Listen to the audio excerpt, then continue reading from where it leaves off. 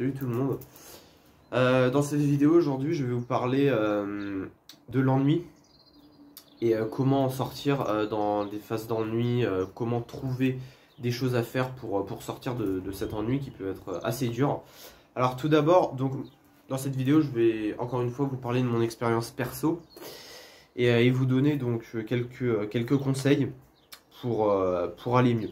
Voilà. Donc je voudrais commencer par dire que l'ennui, ça arrive à tout le monde.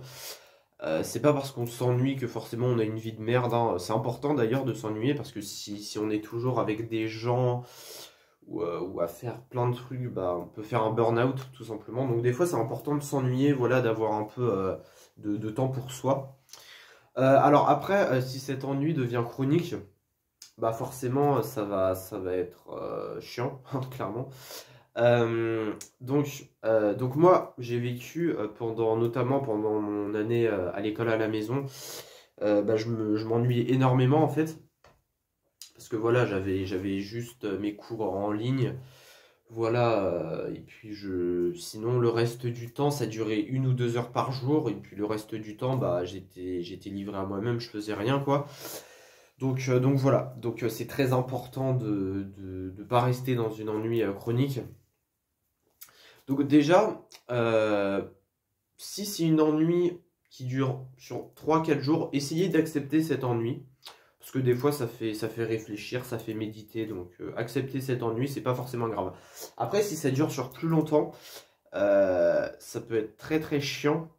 Et l'ennui en soi, c'est pas dangereux et c'est pas mauvais. C'est plus l'ennui chronique qui va amener une solitude.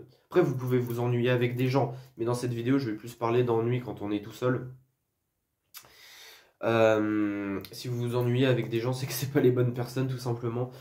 Donc, si vous vous ennuyez seul et que ça devient une ennui chronique, bah là, faut faire quelque chose. Donc, déjà, quand on se dit on s'ennuie, on a l'impression que notre vie c'est un peu de la merde. Mais il faut pas se dire que notre vie c'est de la merde. En fait, il arrive des fois des moments où bah voilà, on est seul, on s'ennuie dans la vie. De toute manière, dans notre vie, on sera forcément seul à un moment ou à un autre. Donc ça, faut bien se le dire. Après, ça doit être un signe de l'univers comme quoi peut-être que vous avez besoin d'être seul pendant un laps de temps bien défini. Et justement, accepter cet ennui. Cet ennui va vous permettre de vous recentrer sur vous-même. Donc profitez-en pour méditer, voilà, pour sortir.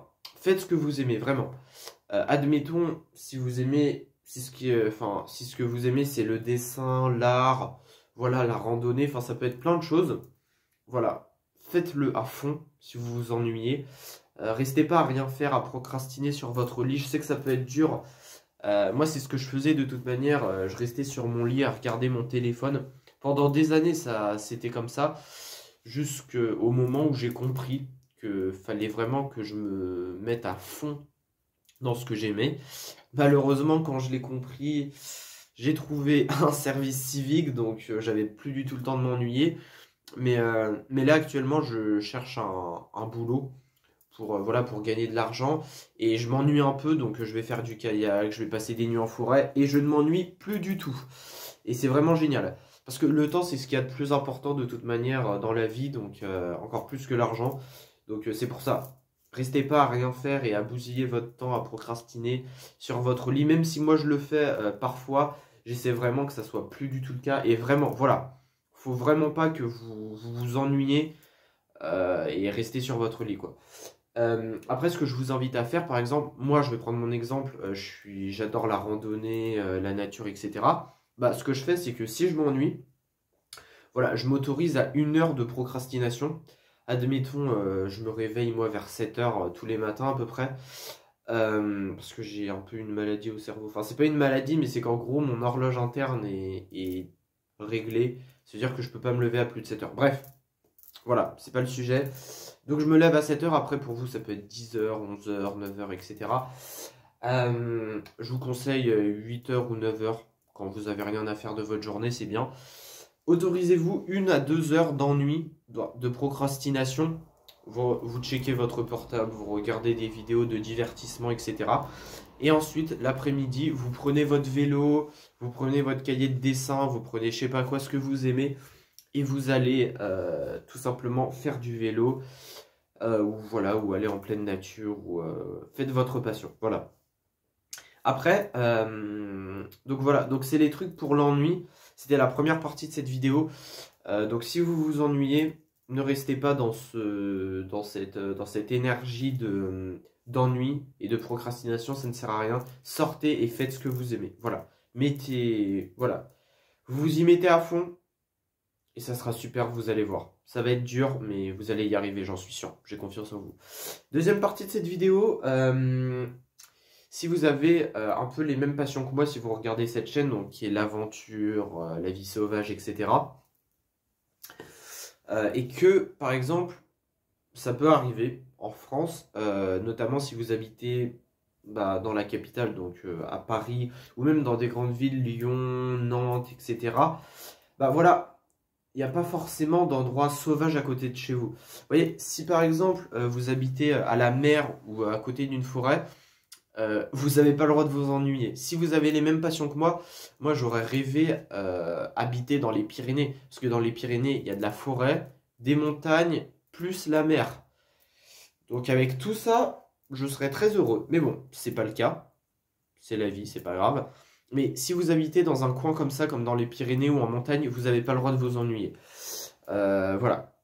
Après, si vous habitez en ville, notamment, moi j'habite à Angers. Alors à Angers, c'est assez bien parce que c'est une grande ville et il y a quand même beaucoup de nature. Après, il n'y a aucun lac où on peut réellement se baigner. Il n'y a pas de... Enfin, c'est pas ouf. C'est le strict minimum niveau nature, quoi, on va dire. Alors, ce que je vous propose, c'est que si vous habitez dans des villes comme Cholet, où j'ai déjà habité, faut que j'habite encore parce que ma mère habite à Cholet. Bon, avant, elle habitait du côté de Saint-Nazaire, donc à Saint-Michel-Chef-Chef, donc il y avait la mer, donc c'était cool. Mais j'avais pas encore cette passion de la vie sauvage à l'époque. Elle a déménagé non, en été 2020, quand je suis rentré à l'IRSS, justement. Bref, je vais pas m'attarder là-dessus. Donc elle habitait à Cholet, voilà, elle habite à Cholet et j'y vais encore souvent. Et à Cholet, c'est une ville morte, il n'y a rien. Il y a pas de nature, pas de fleuve, enfin où on peut se baigner du moins. Aucune activité, c'est une ville morte et aucune activité à une cinquantaine de kilomètres à la ronde. Donc voilà, ça c'est très chiant. Et si vous habitez dans une ville comme Cholet, ça peut être compliqué. Si vous avez les mêmes passions que moi, voilà, de sortir, etc. Enfin, ça peut être compliqué. Ce que je vous propose dans ce cas-là, c'est tout simplement, voilà, même si vous êtes ado, même si vous avez 15 ans, c'est de demander à vos parents de sortir. Donc vous prenez le train, vous achetez une tente, votre matériel de bivouac, vous l'achetez et vous partez.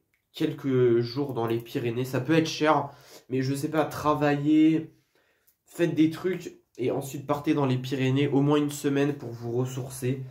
Et c'est très important, franchement c'est super important. Et des fois c'est que vous n'êtes pas assez vigilant. Par exemple, vous regardez pas assez à côté de chez vous. Regardez, vous allez sur l'application Maps, vous regardez à côté de chez vous, il y a forcément des forêts, des fleuves, des étangs, etc. Vous regardez et vous pourrez faire forcément du bivouac là-bas. Après, il y a forcément des endroits en France, notamment dans le nord, que je n'apprécie pas du tout. Moi, c'est vraiment la partie sud de la France que j'adore. Partie sud-ouest en particulier. Pyrénées, j'y suis allé une fois. Kiff de ma vie. Voilà. Déménager si vous avez plus de 18 ans. Alors, ça peut être facile dit comme ça, mais quand on veut quelque chose dans la vie, c'est bien clair, si on le veut vraiment, faut mettre tout ce qu'on a en nos capacités pour ça. Alors, ça peut être difficile. Si vous avez des amis, admettons, on va dire que vous habitez sur Paris. Si tu habites sur Paris, que tu as des amis là-bas, etc., ça peut être très compliqué de partir si vous avez un job et tout. Si vous avez une vie qui vous convient là-bas, restez à Paris et partez en vacances dans les Pyrénées. Si vraiment vous avez une vie qui vous convient plus du tout à Paris, que vous avez un boss qui est chiant, que vous galérez parce que la vie à Paris c'est extrêmement cher. J'ai vécu à Paris aussi. Bon, j'étais petit, j'avais 6 ans, j'ai vécu pendant 3 mois, donc c'est pas vraiment, voilà. Mais bon, j'ai connu un peu Paris et c'est une extrêmement belle ville. Je sais pas si ça se dit. Bon, t'as compris, une très très belle ville, mais une ville aussi très stressante. Donc bon, Paris c'est pas forcément super. Voilà, donc déménage dans les Pyrénées, enfin en tout cas voilà, c'est de déménager. Vraiment, si ça vous convient pas, la vie parisienne, etc., faut déménager. Bref, cette vidéo s'est retournée. Voilà, donc je vous ai partagé mes conseils contre l'ennui. Mettez-les en place, n'hésitez pas. Et voilà, donc moi je referai d'autres vidéos, voilà. Allez, peace and